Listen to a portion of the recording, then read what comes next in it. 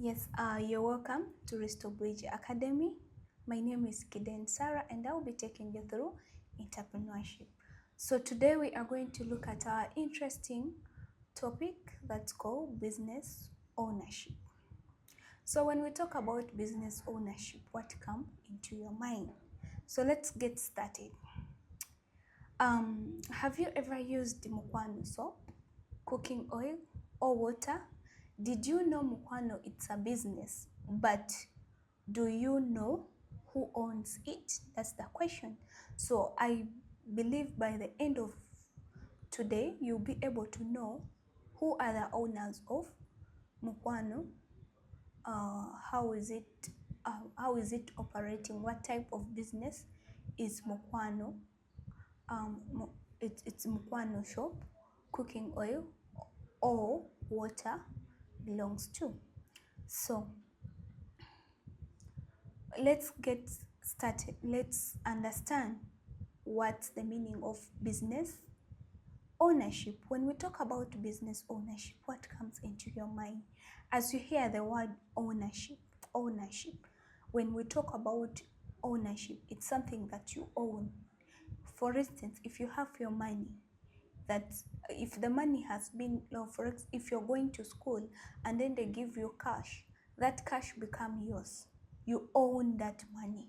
You have the authority. You have all the authority to use that money. You decide whether to spend it, whether to eat it all, whether to save some. It's you to decide. Now your parents cannot decide for you because they've given you that money. It becomes yours. You become the owner of that money. Or even your friend have any uh, cannot have any say about your money. So today we are going to talk about business ownership. When we talk about, we are going to attach the word business ownership. We have been defining what is business, and I believe we know what's the meaning of business. So today we are going to combine these words, business ownership. So a business ownership, it refers to the legal right and responsibility to control, manage, and profit from a business. It's the legal right. You have the right and responsibilities to control, to manage, and to manage your profit from the business. So we say that it defines, this business ownership defines who owns the business. We get to know who owns the business, who is the owner of the business. And then it also defines who control its operation, And then it also defines who shares in its profits and losses. So we get to know who is the owner, the person who control its operation, and then also who is supposed to share, who has the shares in its profit and losses. So that is business ownership. So what are the importance of business ownership?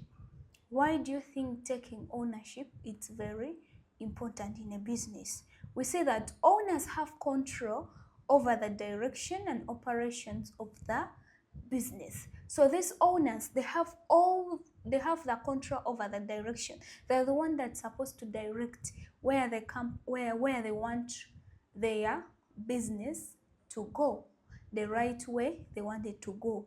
They are the one to show the direction, and then they're the one that have the control over all the operations of the business. And then we also see that the owners receive profits generated by the business. These owners they are the one that are supposed to take these profits. So no one from outside. The person who owns this business are the one that receive these profits that are generated from the business. And then we also see that the owners are responsible for debts and obligation of the business. But then this one, it varies on the type of the business ownership.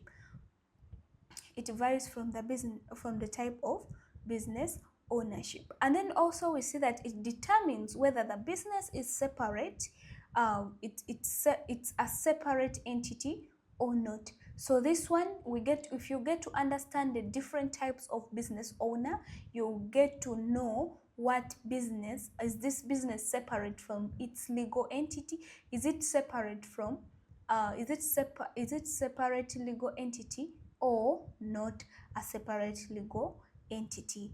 And then we also see that some ownership types makes it easy to raise capital. We see that some types of business ownership where you can just use your saving and then you start up your business. It does not require a lot of capital. So this all is the importance of understanding the business ownership.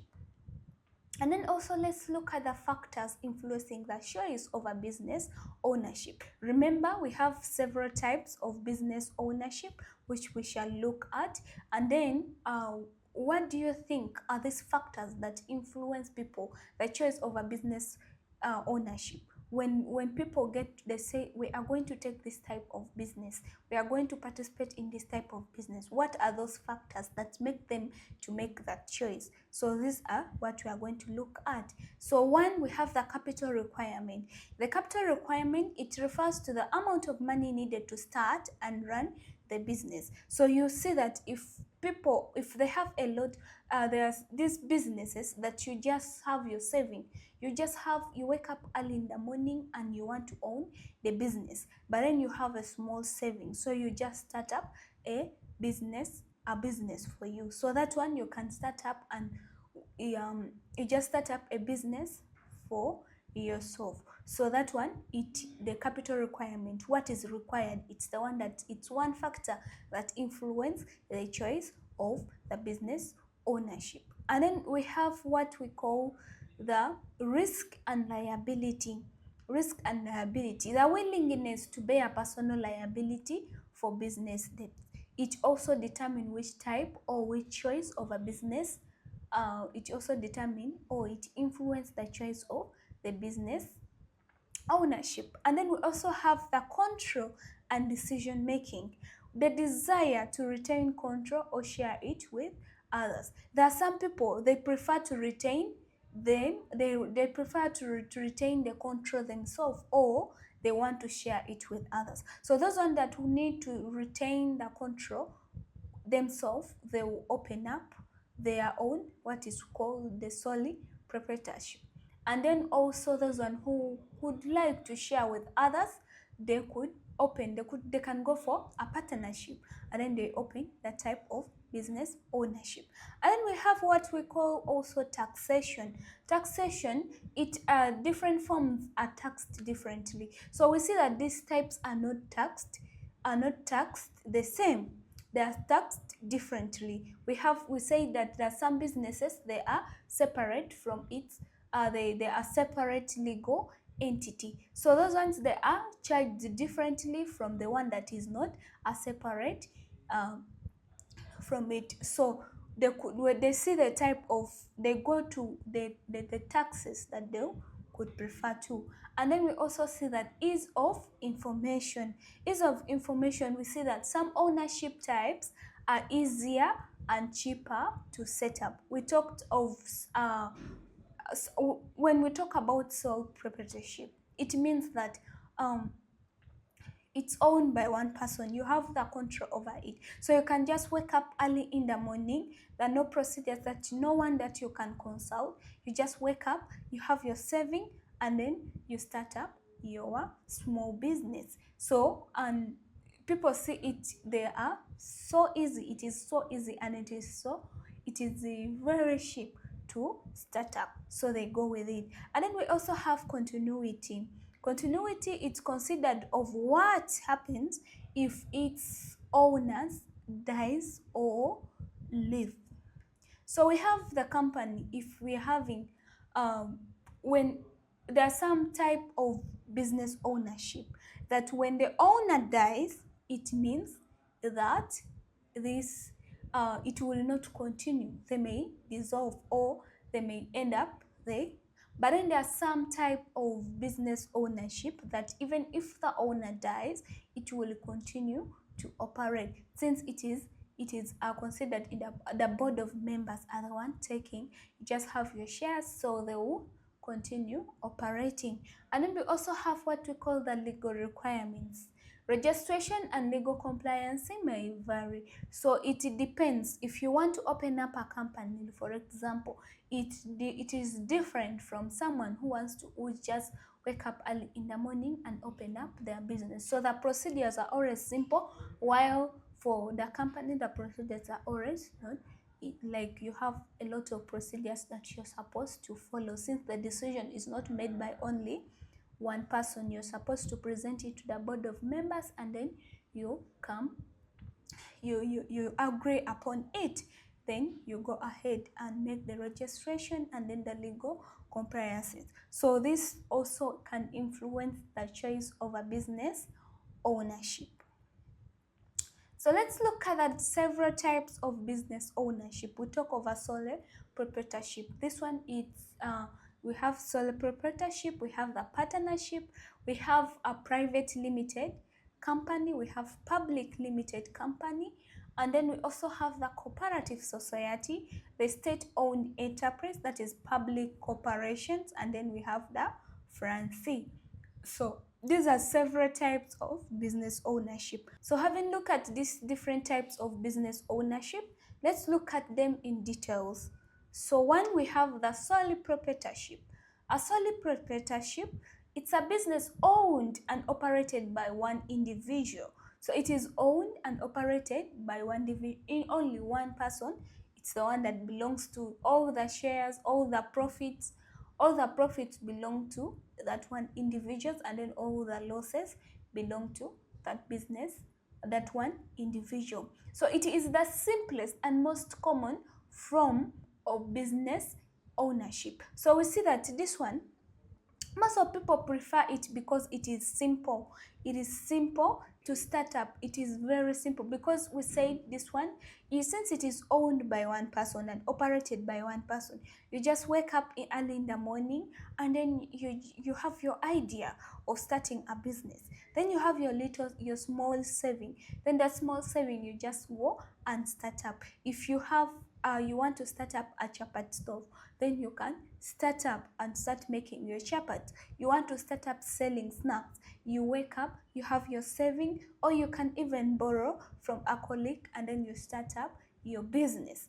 So it is very simple, and most of people, it is very common. We also see that the owners and the business are legally the same, meaning the owners bear all the responsibilities and enjoy all the profits. In case of any losses, it means that the owner is the one that is responsible, bears all the losses, and then also when he makes a lot of profits, all those profits belong to the owner. So we also see that there is no legal distinction between the business and the owner. The business is not separate from the owner. So let's look at the characteristic of a sole proprietorship. We see that it's a single ownership. There is single ownership. So one person owns and manages the businesses. It is only one person that owns this business and also manage the operation. And then we also see that it is a unlimited liability. When we talk about unlimited liability, we means that the owner is personally liable for all the business debts. In case of any losses, the owner is liable. The owner, otherwise, is responsible. When you talk of liable, say responsible for all this business debts, the losses. And then also in case when they borrow, the owner is the one that is responsible. So the business is not separate. And then we also see that it is simple. It is there is simple formation and then dilution of this business. So we see that it is easy to start and then also close with a minimum legal formalities. So we see that you can easily start this business. If you want to this form of business, it is very easy to start, since you just wake up and then you start up your business. And then it is also very easy to close. You can wake up and then you decide to close while following the minimal legal formalities. And then we also see that no separate legal entity. The business is not separate from the owners. They are all it is the same. Anything that affects the business affects the owner. That's what we mean by not separate no separate entity. And then we have direct control. The owners make all the decisions without consulting others. You don't need to consult me. For example, if you're owning your business of selling snacks, and then you first come and then you ask me, can I do this? No, you have all the full control. When we talk about the control, remember, for example, as a student, you're still under your parents. You're still under your parents' roof. So when you're still under your parents' roof, it means that if you want to go somewhere, you first ask your parents. You say, please, mommy, can I go out? We are going outing. Maybe you're having a party. Maybe you're having an outing. You're having a get-together party. You're having a birthday party for your friend. Mention it all, but then you need to get the permission from your mom to go and do it, or from your parents, or from your dad, or from your whoever that you're staying with. It means that you don't have the full control over yourself. So this one here, so when you just wake up early in the morning, you have a birthday for your friend, you just go and attend. It means you're independent, you're staying alone. Of course, you just go and attend, then come back.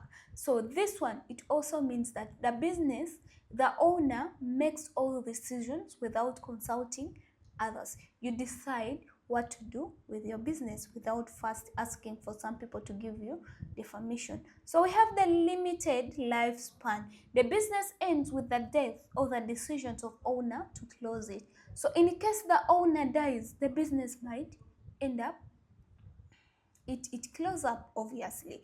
And then also the decision, when the owner decides to close it, no one will say, no, no, no, don't close that business. The owner have decided, because they has all the full control. And then we also see that personal touch, strong customer relationship due to direct involvement of the owner. There is always that personal touch, whereby there is when these customers come to the business, they interact a lot with the owner. So there is the way they will handle their customers. Since it is their business, they handle the customers with care, because they need profit by the end of the day. So they have to retain those customers. So there is always that strong customer relationship.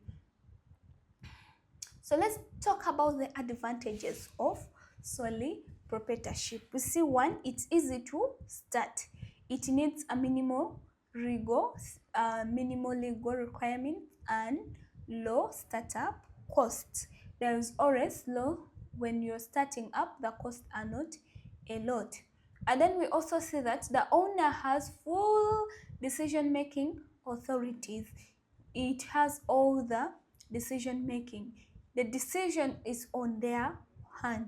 And then we also see that all profits go to the owner. So the advantage with this, if you make a lot of profit, it means you will enjoy all those profit. You will not share it with anyone, because no one will come and say, this is my profit, I have a share here. No, because the owner owns everything. So if you get a lot of profits, the owner has to enjoy.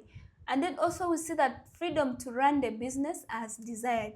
If you run the business as you like, you wake up early and then you say, no, I want to change the place of my business, I want to do this, I want to introduce new products. You will just do it, because you have the freedom to run the business as you desire, the way you want it. If you wake up early in the morning and say, today I'm going to put my business, I want it to be online, it is you, because you're the owner. You have all all you can run, you have all the freedom to do anything that you want. And then we also see that personalized services often attract loyal customers. So the services that are always personal, they always attract loyal customers. So those are some of the advantages. Having looked at the advantages, we have the disadvantages of also the sole proprietorship. So what are those disadvantages? One, we have limited liability. The personal assets are at risk if the business incur debts. So in case the business incur debts, they go and borrow money and then they fail to return. that money, it means that the person, they will come, the bank, for example, if you go to the bank and then you borrow money to come and invest in your business, it means that if your business fails to pay that money, if it fails to generate that money, the bank will come and then take your personal assets to compensate for that. So it means that the personal assets are at risk if the business incurs debts. And then we also see that there is limited capital. Funds are limited to the owner's resources. The funds are always limited to the owner's resources. If the owner is having less resources, the capital is less, it means that is it, because they don't have, they will not go and then get the money from somewhere, just giving the money to start a business. No, unless you're going to repay. So we also see that there is lack of continuity, since the business may end up, if the owner dies or become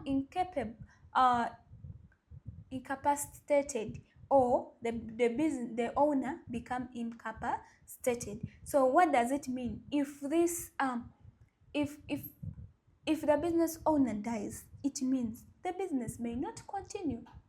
And then also, if the business owner decide to not to continue with it, it also, when it's tired of doing that very business, it means, or doesn't have the capacity to continue operating the business, it means that the business will stop. So there is lack of continuity. And then we also see that there is limited skills. The owner may not possess all the necessary business skills. We see that there are some people, they open up a business of making mandazi, but they don't know how to make the mandazi. And then you find out that they are making low quality mandazi, or they're making low quality pancakes. So it means that the owner, they don't have the skills, but then they want to operate that very business. So you find it that they don't have the skills to handle the customers, they don't have all the experience or all that. So there is always limited skills, since you're not employing someone to come and work on it. And then we also see that heavy workload. There is always heavy workload, since it is operated by one person. One person is the one that handles all the aspects of the businesses. So it means that it become very the workload become too much for the owner. So thank you. That's all for today's lesson. Let's link up in our next lesson.